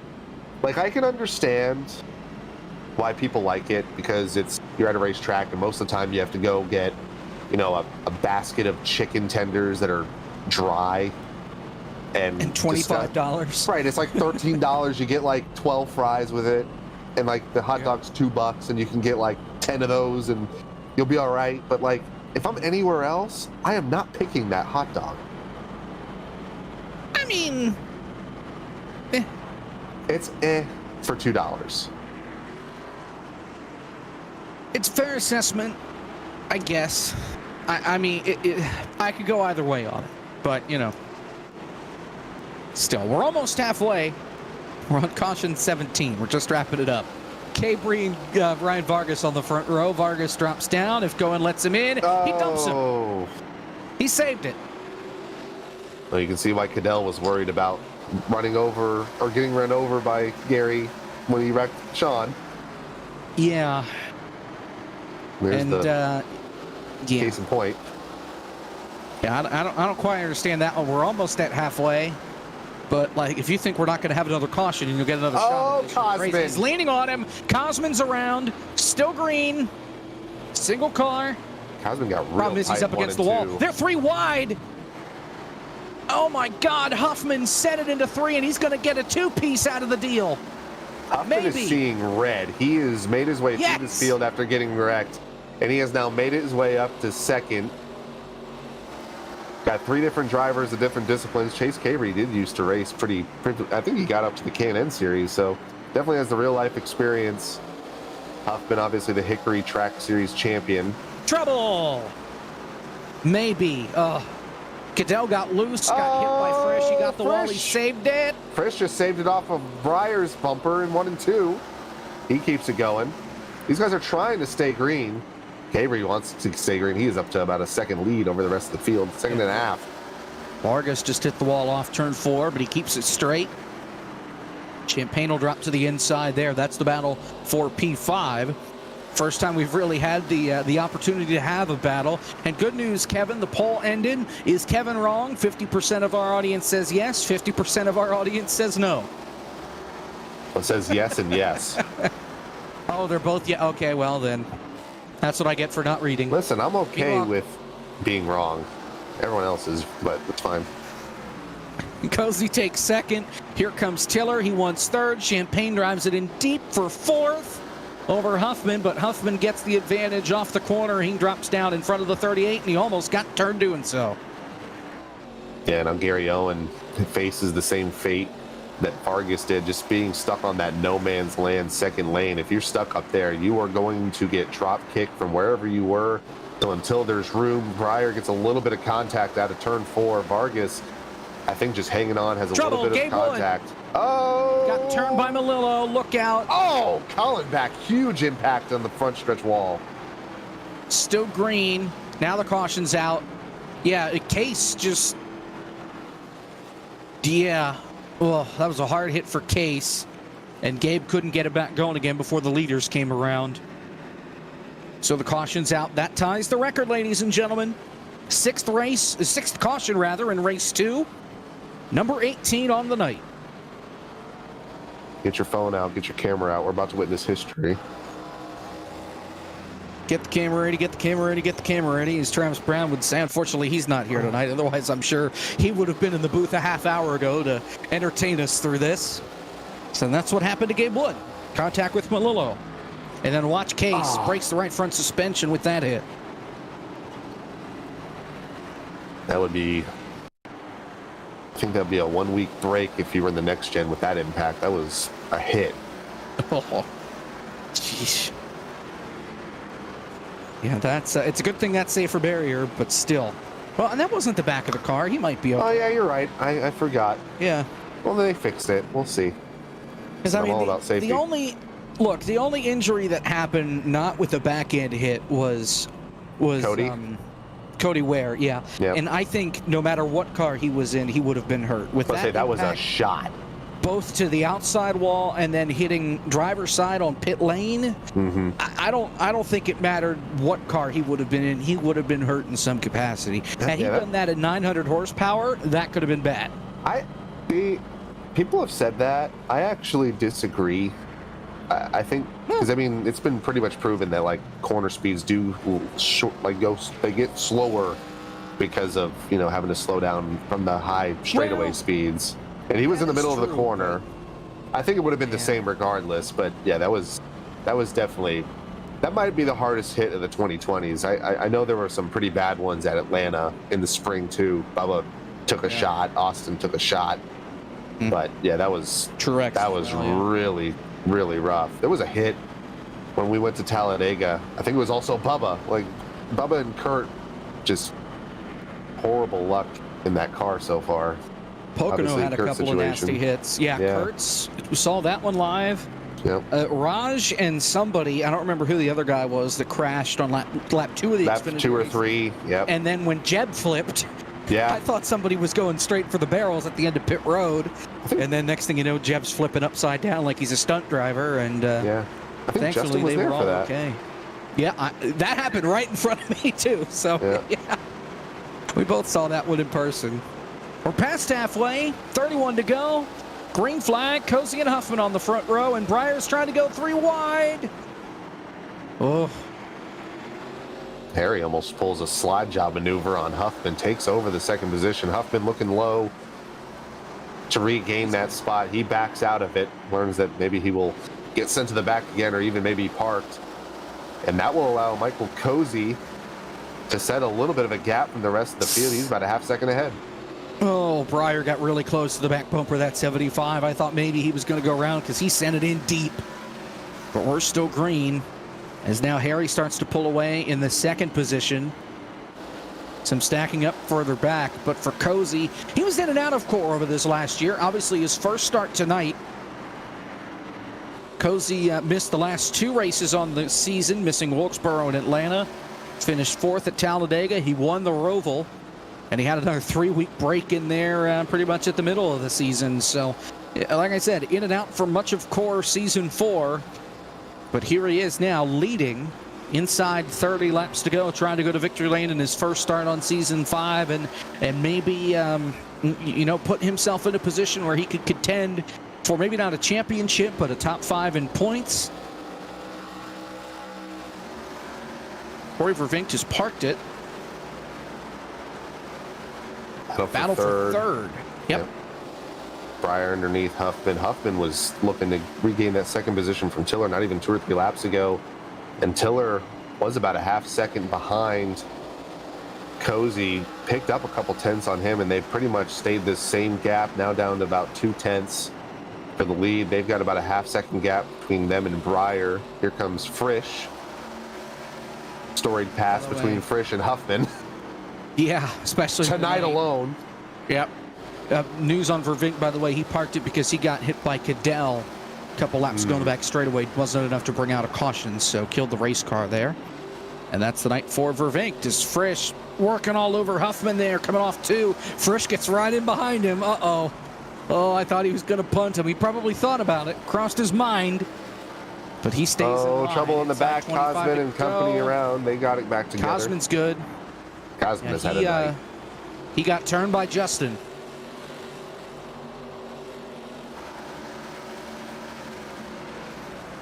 Single file from pretty much 12th all the way up to our leader, Cozy. Pretty much single file throughout the rest of the field. Starting to gap up a little bit. Tiller still hounding the back of this 99. He has made it exactly 2/10 of a second on the interval margin. Starting to run a little bit of a different lane than Cozy. Got to start worrying about get that run exit.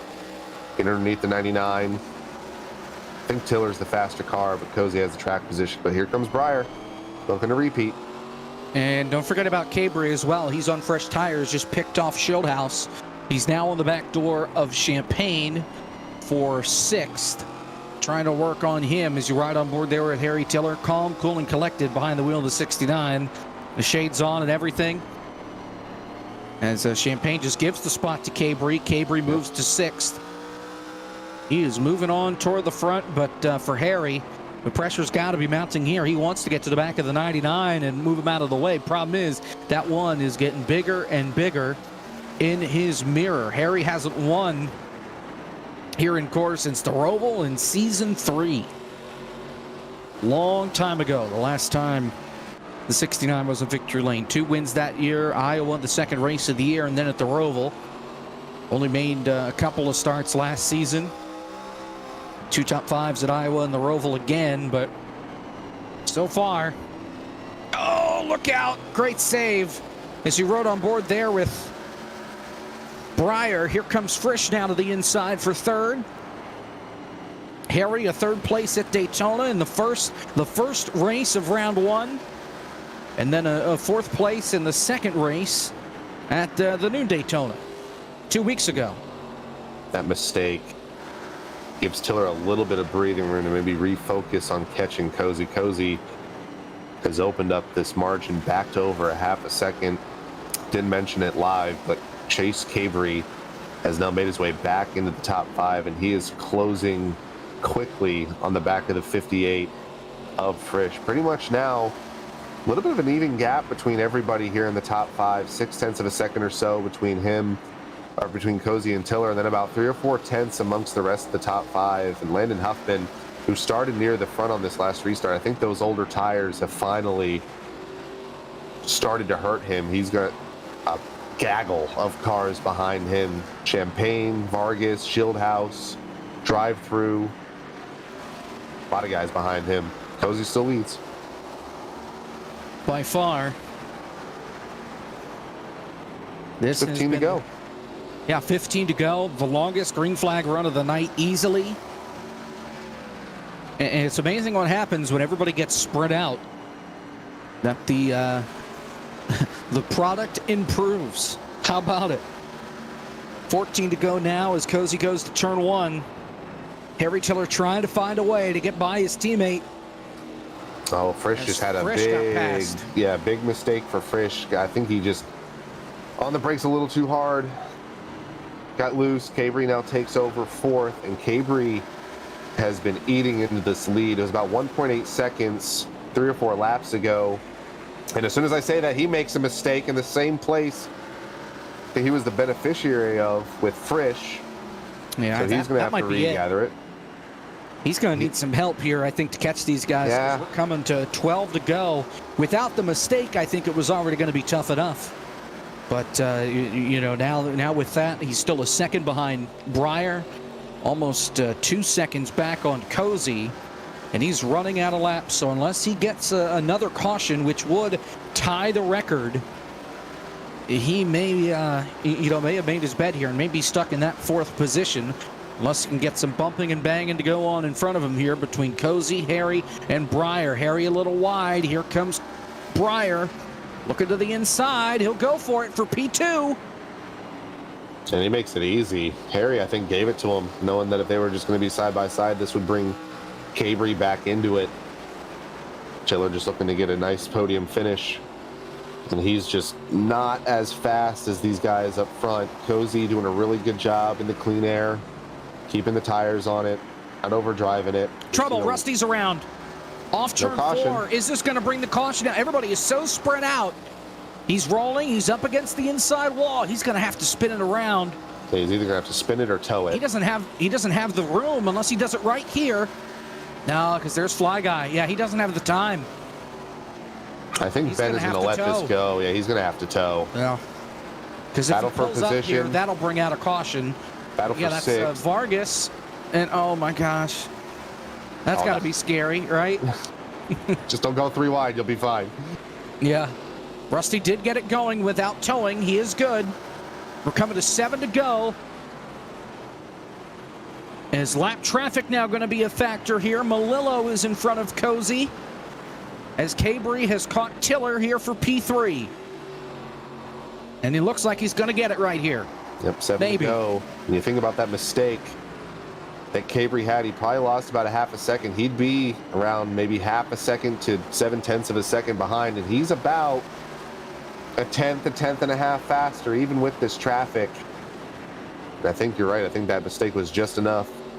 Breyer looking to repeat here, sweep the night, Cozy, and God knows what that scheme is. Next gen wannabe. Next gen car. Yeah. 5 to go here from Martinsville. These two were duking it out for the win last year in race number 2. A late caution came out. Breyer finished 15th. Cozy finished 16th after they crashed coming off turn 4. Coming to the checkered flag. 4 laps to go. Will they get the caution that they probably don't need? Keenan is on pit road. Not quite sure why, but he is there. Last time by, Cozy was faster by about half a tenth, but we have Colin back and Cosman Both lap traffic. Definitely going to catch Case, but I think Case is going to give the bottom. Certainly does. Yep. Good move for the 82. Oh, Keenan's car is broken. Look out. Look out. Oh, Fish hit him. Oh, it broke the car. We're still green. Can he get it off the wall? Look out. Oh, my gosh. Briar LaPrat just asked, is there a Chastain rule? Oh, boy. Oh, Case is stuck in the wall. He's got a tow. Now he's moving. Here come the leaders. We're coming to the white flag. Won't be a Chastain now Case is move. good. He's This is it. Last lap. Oh, my goodness. 1 to go for Martinsville. We will not break the record tonight. Are you kidding me? Are we Here going to comes see? Cozy. Are we going to see the one do what the He's one in the did? one. Into 3. He didn't do Briar doesn't do it. Michael Cozy Jr. Race number 1, win number 1 on season 5. Michael Cozy Jr. wins at Martinsville.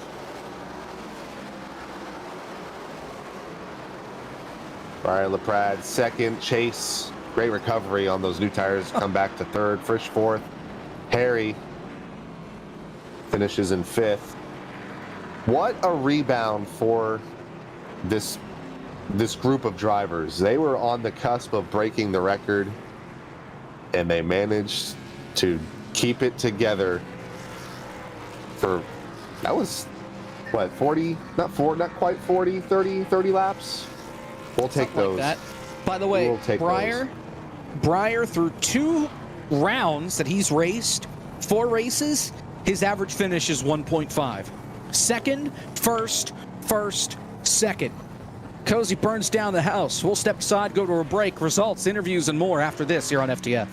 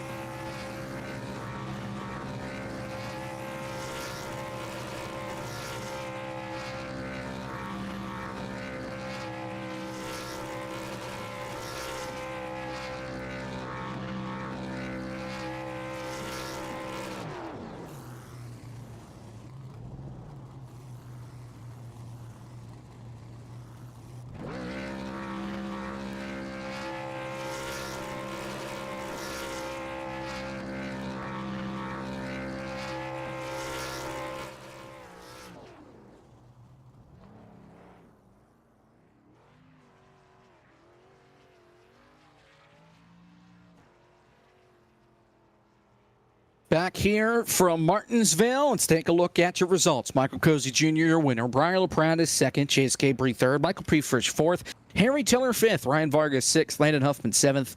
Justin Champagne is eighth. David Schildhouse ninth. And Goen finishes 10th. Kel Reynolds will finish in the 11th spot. Wes Graham 12th. Joey Stone finishes in 13th. Gabe Wood 14th. Drive-through. Davin will finish in 15th. Cisco 16th. Ryan Burton 17th. Jonathan Cadell in the 18th position. Cosman finishes in 19th. And Fly Guy rounds out our lead lap cars and our top 20 lap down cars. Case Collenbach, Arrow, Keenan, Rusty Walrus in 23rd. Justin Malillo 24th. Corey Vervinkt in 25th. And our last apology to Sean, Caboose finishes 47 laps down in 26th. Yeah, I think he just parked it. But let's talk with our race winner, Michael Cozy Jr.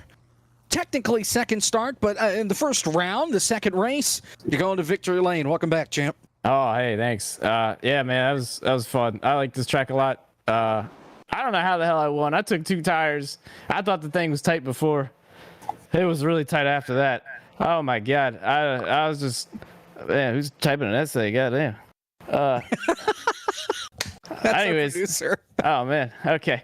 Anyways, this thing was going good, man, and then it wasn't, and then it was going good. The first race did not go too well for me, but I was happy to get some track position. It's so hard to get the track position and get up front and get going because we had so many cautions, but we finally had some spurts here and there, and the green flag runs here and there, and like I said, I don't know how I held on. It's just when I started catching me back there at the end, It started turning. I was hammering the right rear trying to go, and it's just, I don't know, it wouldn't. And then eventually it started turning a little bit. That's all I needed. Did you have fun doing all the pacing tonight? I had fun. I got to witness a lot of accidents. I got to be a part of a lot of accidents. I never really junked too good, but had a lot of action coming up through the field, and I enjoyed that quite a bit. Looking ahead, next week we go to Talladega. So completely different from here at Martinsville, but there's still that carnage factor that's there next week. Your thoughts going into that? Well, I don't know if I'll be able to make it, but if I am, I'm gonna send it. You know that. I want to try to lead every lap. Well, Cozy, best of luck, and we'll maybe see you next week. We'll see you along the way. How about that? Congratulations. All right, yeah, we'll see you when we see you. Thank you very much. Thank you for having me. That's Michael Cozy Jr., your race winner from Martinsville. Now, Brian LaPrade, we already talked to him once. Let's talk to him again with Kevin. Brian, I feel like you were just here. Well, you kind of were. Talk about that last run, man. 30 laps there at the end. You had to make up some spots. Cozy said he took 2. Did you think that you had enough and to get to them there at the end? No. Looking at my tire wear, it was 93, 94 on the right side, so ended up on the tighter side, and that's what it felt like, just trying to get everything I could out of it through entry to center. And I had told Shieldhouse, because I was down there in the channel with him that whole race, as soon as we got off pit road, I said, you know what we should have done? We should have taken 2 because this thing plows. And, well, that ended up being the winning call, so kind of unfortunate. It is what it is.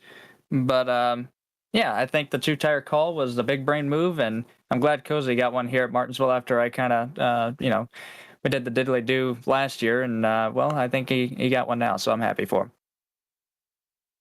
Well, Jacob brought up a stat so far this season that your average finish is not too bad, an average finish of 1.5. Do you plan on trying to keep that up? We go to Talladega. It's obviously a wild card event in itself, but do you intend to come back next week and keep that average finish pretty close to that? I mean, first 2 races I did was Daytona, and I finished first and second. So I think we could do it again at Talladega. It's gonna be a little bit tougher. So we'll see. Like I said, we did it at Daytona. We can do it at Talladega. So we're trying to just max out our points since we missed the first 2 races and see what we can get. Last question, any New Year's resolutions to share with the family? That's a really good one. That one caught me off guard. I don't know.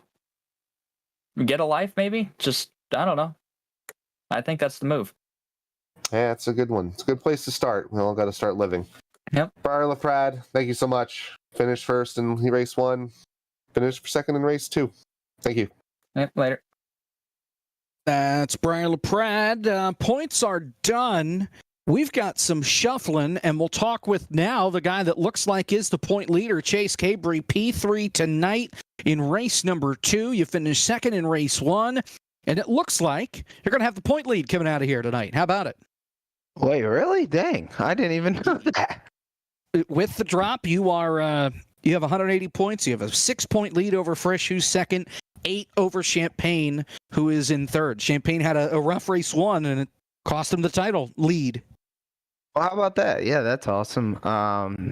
Yeah, I was leading there with I'd say 35 to go, and at that time the caution came out, and the caution before that's when a bunch of them had come down pit road, and I was like, man, I don't know if I should come down. I got beat because Breyer was obviously really fast, but I got beat in the last race with him staying out. So I was like, maybe I'll stay out and we'll get some cautions play in my favor and just kind of start to equalize the tires a little bit. But yeah, we had that green flag run for about 12 laps, and that I noticed in that he had got to second and started closing. Cozy got to second, started closing that gap. It was like 2.5 tenths a lap. So I knew at that time I had to make a decision to either try to win the race or, at best I was probably going to finish 5th. So if I would have stayed out. So I decided to come down and restarted 16th and just try to charge as fast as I could. And fortunately, just charging so hard, you burn them up. And those 2 guys out front were really fast, and to close a gap on them was going to be really difficult. Going into next week, obviously you have the point lead now. Talladega is next week, so that could go one of several different ways. Your thoughts going into the 2.66 mile oval?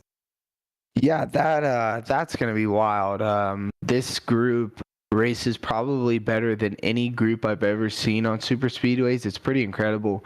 I was super impressed with my first race run in Daytona with them. It was like 3 wide the entire race, and nearly no one wrecked on Daytona 2008. So it's super impressive how good these guys run on the super speedways, and Champagne's definitely probably one of the best ones when it comes down to it. So just try to kind of stay around him, kind of utilize him to make the correct moves, and hopefully we can end up front.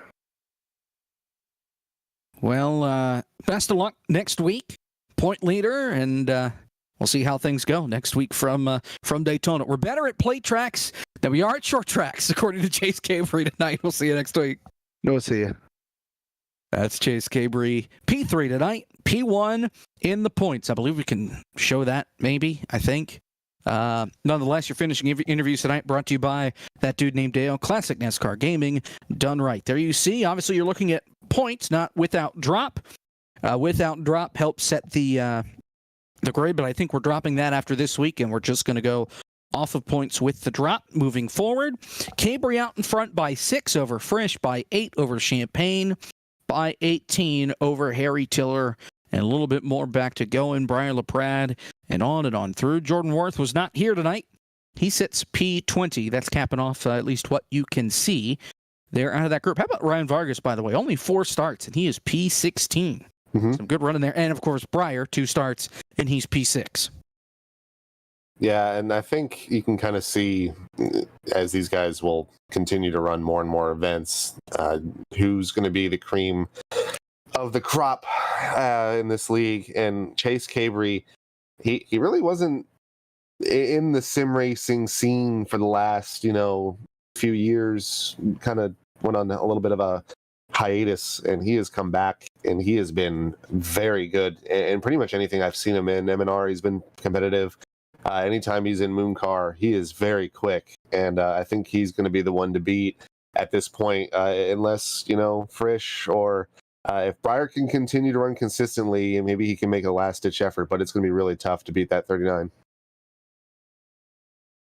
Yeah, and there's no doubt about it. He definitely has the consistency where he could be champion by season's end. There you see all of the Ken Block cars out on the racetrack, at least those that were still running, coming together at the end of the race to gather together for a couple of photos after this checkered flag fell here from Martinsville. Michael Cozy Jr. wins race number 2. Chase Cabry, currently your championship leader. We're back next week from Talladega. A lot more coming up on FTF. Legends of the Future from Richmond tomorrow. Then the All-In 650. Darlington? Or Darlington. Where are we, Bill?